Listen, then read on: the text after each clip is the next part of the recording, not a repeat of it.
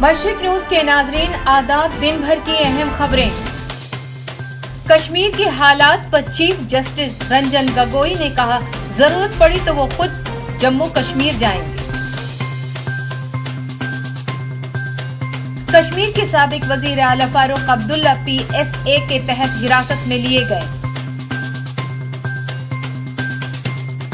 غلام نبی آزاد جموں کشمیر جا سکیں گے، 4 اضلاع کا کریں گے دورہ، سپریم کورٹ نے دی اجازت۔ اس میں کوئی راجنیتی نہیں تھی۔ قومی مفاد کے مد نظر جموں کشمیر میں معمول کے حالات بحال کریں، مرکزی حکومت کو سپریم کورٹ کی ہدایت۔ رجسٹری رپورٹ پر ہوگی بابری مسجد رام جنم بھومی اراضی تنازع معاملے کی لائیو اسٹریمنگ کا فیصلہ، اجودھیا معاملے پر سپریم کورٹ نے کہا ضرورت پڑی تو NRC نافذ کریں گے، کھٹر کے بعد اتراکھنڈ اور اتر پردیش کے وزیر اعلیٰ کا بیان۔ سخت چوکسی میں متاثر لڑکی عدالت پہنچی، BJP لیڈر چنمیانند ہو سکتے ہیں گرفتار۔ مہاراشٹر میں کانگریس اور NCP کے درمیان سیٹوں کی تقسیم طے، 125 پہ لڑیں گے اسمبلی انتخاب۔ فاروق عبداللہ کی حراست پہ اویسی نے اٹھایا سوال، 80 سال کا شخص کسی کے لیے خطرناک کیسے ہو سکتا ہے؟ چدمبرم نے کہا مجھے ملک کی اقتصادی حالات کی فکر ہے، ایشور ملک کی حفاظت کرے۔ خبریں تفصیل سے۔ کشمیر کے لیے آج اہم دن رہا، جموں کشمیر سے آرٹیکل 370 ہٹانے اور وہاں پابندی لگائے جانے کے خلاف دائر کی گئی 8 عرضیوں پہ سپریم کورٹ میں سماعت ہوئی۔ عرضیوں کی سماعت کرتے ہوئے کشمیر کے حالات اور وہاں کے حراست میں لیے جا رہے بچوں کو لے کر سماعت ہوئی۔ عدالت میں عرضی گزار کی جانب سے کہا گیا کہ وادی میں 10 سے 18 سال کے بچوں کو حراست میں لیا جا رہا ہے۔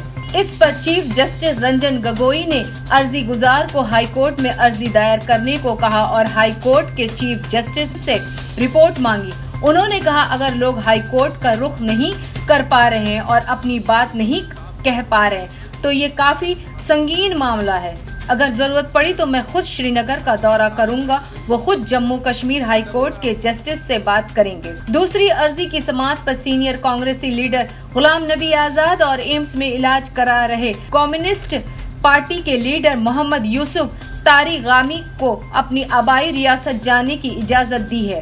غلام نبی آزاد کشمیر کے 4 اضلاع کا دورہ کریں گے اور اپنے خاندان سے ملاقات کریں گے۔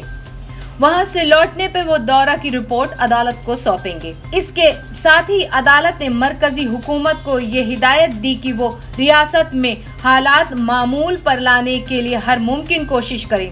سپریم کورٹ نے نیشنل کانفرنس سربراہ اور جموں کشمیر کے سابق وزیر اعلیٰ فاروق عبداللہ کی نظر بندی کے خلاف MDM کے سربراہ اور راجیہ سبھا کے رکن پارلیمنٹ وائکو کی عرضی پر مرکزی حکومت کو نوٹس جاری کیا۔ Chief justice Ranjan Gogoi, justice SA Bobde اور جسٹس S عبد النظیر کی بینچ نے وائکو کی عرضی کی سماعت کے دوران مرکز کی جانب سے پیش سالیسیٹر جنرل تشار مہتا سے پوچھا کہ کیا مسٹر عبداللہ حراست میں ہیں؟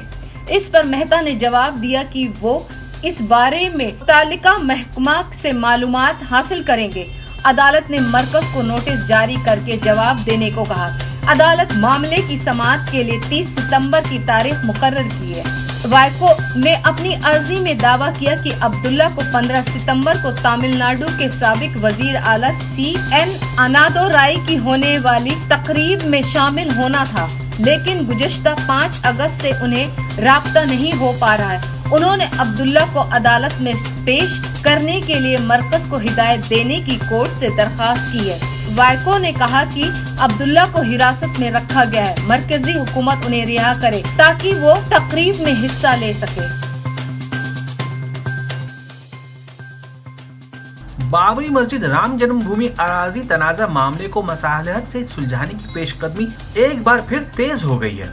تنازع پر مصالحت کرنے کا معاملہ پھر سپریم کورٹ پہنچا۔ مصالحت کے لیے چیف جسٹس سے ہدایت دینے کا مطالبہ کیا گیا ہے۔ اس سلسلے میں سپریم کورٹ کو ایک یادداشت بھی سونپا گیا ہے۔ پینل نے مسلم اور ہندو فریقوں سے ملے خطوط پر سپریم کورٹ کو تفصیلات دی ہے، جس میں ثالثی کی کارروائی پھر سے شروع کرنے کی اجازت مانگی گئی ہے۔ بتایا جاتا ہے کہ اتر پردیش سنی وقف بورڈ اور نروانی اکھاڑا نے ایک بار پھر مصالحت کا مطالبہ کر کے پینل کے سربراہ جسٹس خلیف اللہ کو خط لکھا ہے۔ رپورٹ کے مطابق مسلم فریقوں میں سے کچھ کا ماننا ہے کہ رام جنم اراضی ہندوؤں کو دینے میں کوئی حرج نہیں ہے، لیکن اس کے بعد ہندو کسی دیگر مسجد یا عیدگاہ پر دعویٰ نہیں کریں گے۔